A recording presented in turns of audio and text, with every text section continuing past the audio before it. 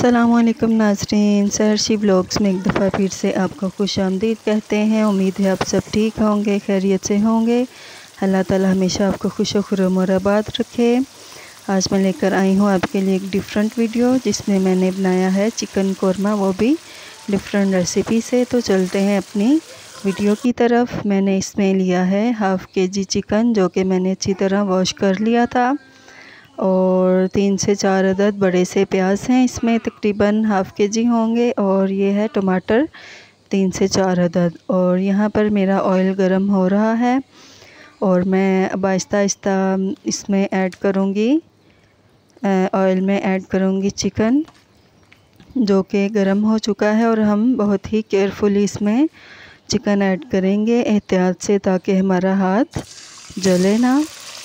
और अब हम इसमें ऐड कर रहे हैं चिकन, इसके साथ साथ इसको फ्राई करेंगे। साथ साथ हम आपस में कुछ बातें करेंगे और मैं बताऊंगी आपको कि ये रेसिपी मैंने किस तरह से बनाई है।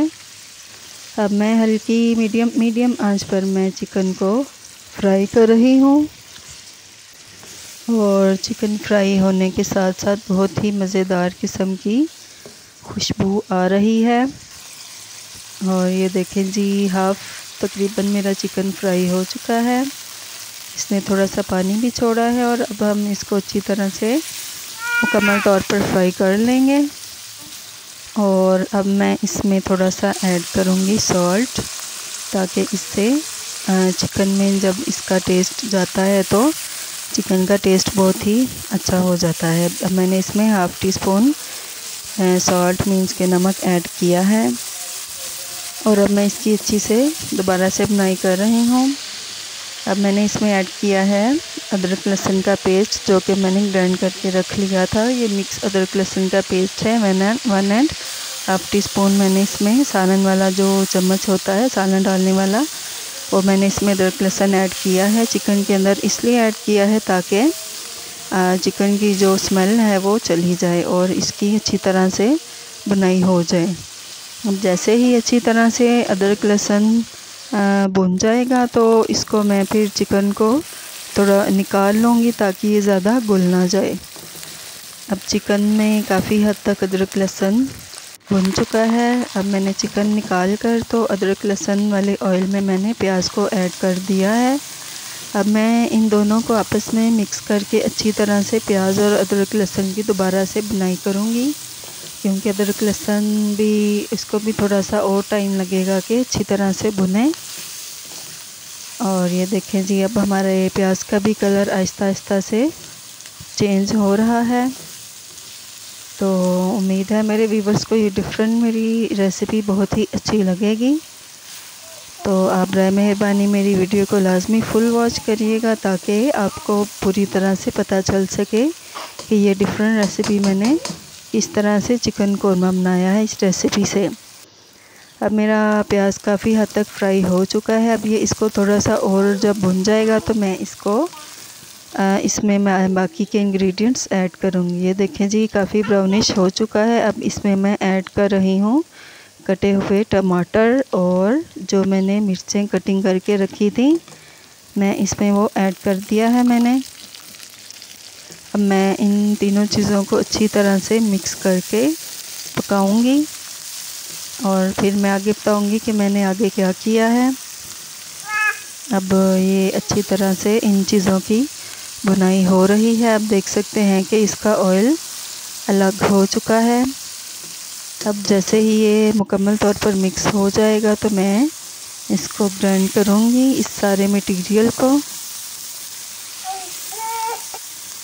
ये देखें, जब टमाटर भी काफ़ी हद तक घुल चुके हैं, बस इसको 1 से 2 मिनट तक और भून के मैं अब आपको साथ ही मसाला जात दिखाऊंगी। ये देखें जी, मैंने सारे मसाले मैंने एक प्लेट में अलहदा से निकाल लिए हैं। ये है साबुत ज़ीरा है,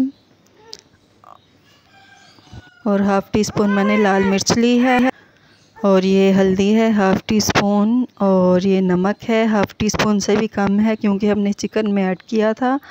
और ये पिसा हुआ धनिया है, और ये पिसा हुआ गरम मसाला है। ये मैंने मसाले कम इसलिए डाले हैं क्योंकि मैंने इसमें कोरमा मसाला ऐड करना है। और अब मैं तमाम जो मसाले हैं वो मैं इन जो मटेरियल है इसके अंदर मैं ऐड करूँगी और इसकी अच्छी तरह से बुनाई करेंगे हम।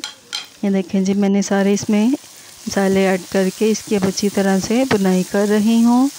और इसमें ऑयल थोड़ा सा ऊपर आ चुका है, इसका मतलब है कि मसाला बस तकरीबन बन चुका है और रेडी हो चुका है। अब मैं इसमें ऐड करूँगी कौरमा मसाला। कौरमा मसाला बाद में ऐड करने का मतलब ये है कि ये नीचे ना लगे। और इसमें मैं फुल पैकेट नहीं डालूँगी, इसमें मैं हाफ़ पैकेट कौरमे मसाले का ऐड करूँगी, क्योंकि मैंने पहले भी काफ़ी खुले मसाले इसमें ऐड किए थे। अब मैं इन तमाम मसाला जात को अच्छी तरह से बुनाई करूँगी इनकी। और ये देखें, बहुत ही अच्छा सा इसका कलर आ चुका है और काफ़ी हद तक ये बुन चुका है। और अब मैंने इसमें जो बुना हुआ चिकन है वो ऐड कर दिया है और मैं इनकी अच्छी तरह से दोबारा बुनाई करूँगी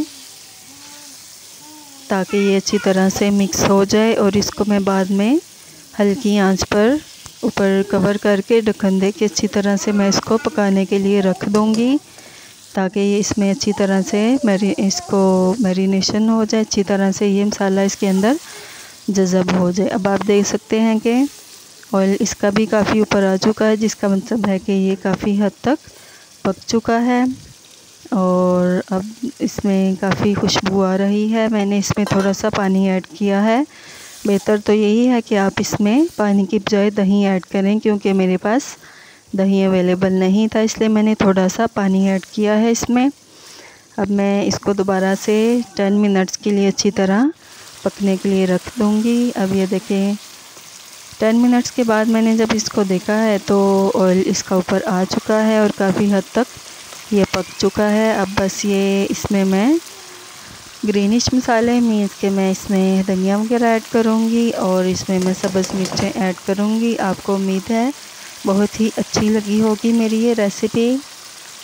और अब मैं इसमें ऐड कर रही हूँ, ये देखें ग्रीन सब्ज़ मिर्चें हैं, कटिंग करके मैंने रखी हैं और इसमें मैंने ऐड की हैं और इसकी लुक बहुत ही मज़ेदार लग रही है। तो अब मेरी वीडियो मुकम्मल हो चुकी है। तो अगर मेरे व्यूवर्स को मेरी आज की वीडियो अच्छी लगी हो तो बराए मेहरबानी मेरे चैनल को लाजमी लाइक, सब्सक्राइब एंड शेयर लाजमी करिएगा।